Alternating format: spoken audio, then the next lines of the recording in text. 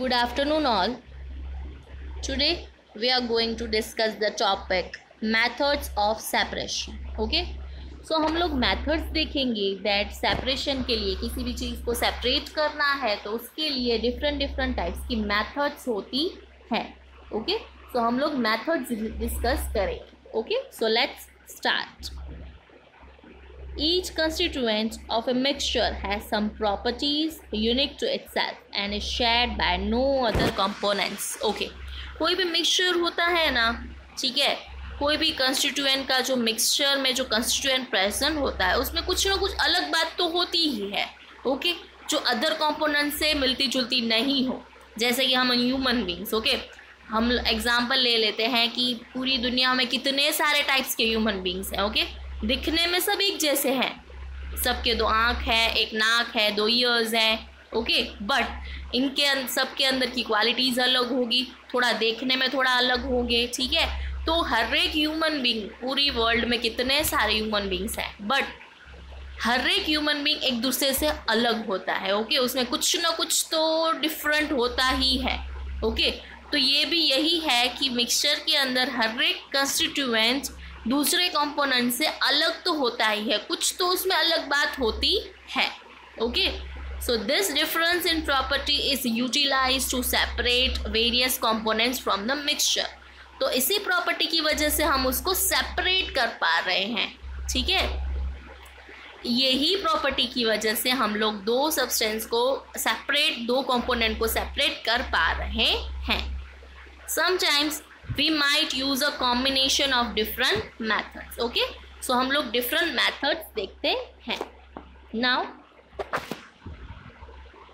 okay, first हम solid को देखेंगे. solid के लिए separation of mixtures containing solid. solid में कैसे separation होता है उसमें भी methods हैं. एक है hand picking, second one है sieving, third है thrashing एंड फोर्थ है विनोविंग. ओके, 4 इसमें मेथड्स हैं सॉलिड के सेपरेशन के लिए.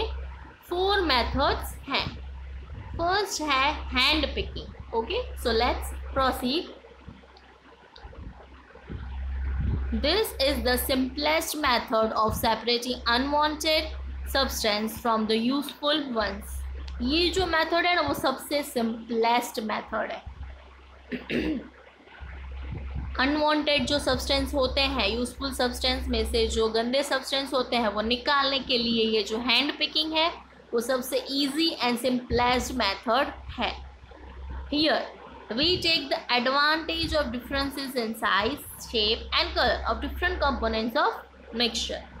हैंड पिकिंग की मेथड में क्या होता है दैट जो कंपोनेंट्स होते हैं वो डिफरेंट, उनकी साइज़ डिफरेंट होती है, उनका कलर डिफरेंट होता है. ठीक है, तो हम लोग इजीली उसको सेपरेट कर पाते हैं.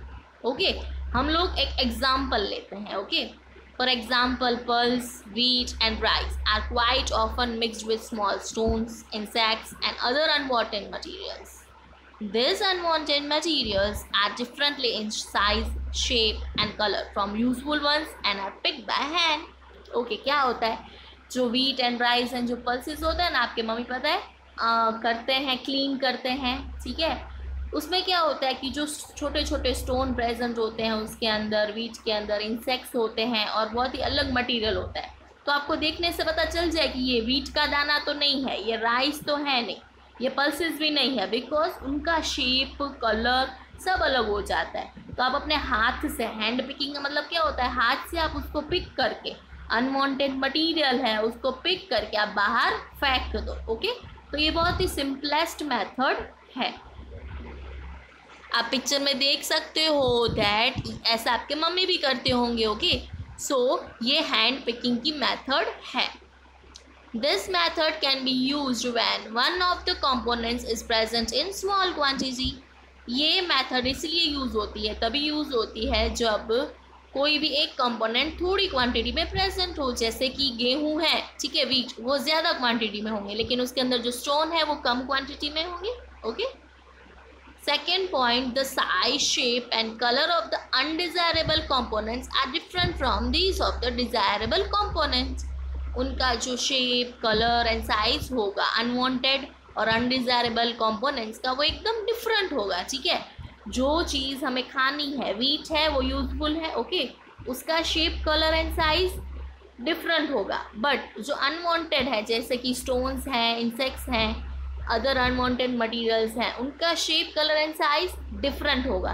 तो उससे आपको इजीली पता चल जाएगा कि ये अनवांटेड मटेरियल है और ये यूजफुल कंपोनेंट है, ओके। सो ये हैंड पिकिंग की मेथड है जिससे आप इजीली सेपरेट कर सकते हो किसको, सॉलिड मटेरियल की बात हो रही है, ओके। फर्स्ट ऑफ ऑल हम सॉलिड मटेरियल का देखते हैं। नाउ सेकेंड मेथड है sieving, okay. This method is used to separate a mixture in which components are of different sizes. You must have seen elders sieving wheat flour at home. The fine particles of wheat flour pass through the sieve, while bigger particles remain on the sieve. Okay, sieving की जो ये method है, ठीक है, वो use आपने देखा होगा आपके घर में, आपके जो एल्डर्स हैं वो यूज़ करते हैं वीट का जो फ्लोर होता है, ठीक है, उसको एकदम सीव करके।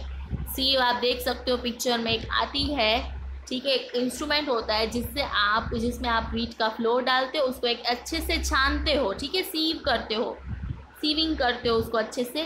फिर उसमें जो कचरा होता है ना वो सीव के अंदर रह जाता है और नीचे बहुत ही मस्त आटा निकल जाता है, फ्लोर मस्त एकदम प्योर निकल जाता है। तो ये आप छानते हो, ठीक है, फ्लोर होता है वीट का फ्लोर, मैदा, कोई भी फ्लोर होता है, कोई भी आटा, तो आपके मम्मी ऐसे सीव करके फिर ही उससे रोटी बनाते हैं, ओके। तो ये सेकेंड मेथड है सीविंग। नाउ थर्ड है threshing. The process of beating out grains from the stalk is known as threshing, okay. जो ग्रेन्स को आप बीट करते हो स्टॉक में से, ठीक है, आप पिक्चर में देख सकते हो दैट ग्रेन्स को निकालते हो, उसको बोलते हैं threshing, okay. The harvested crop is thresh to separate the grains from stalks and also to loosen outer covering of the grain. जो स्टॉक्स में जो ग्रेन्स चिपके हुए हैं उनको अलग से निकालना, उसको बोलते हैं थ्रेशिंग। आप पिक्चर में देख सकते हो कि कैसे ये लोग थ्रेशिंग कर रहे हैं, मतलब ग्रेन्स निकाल रहे हैं।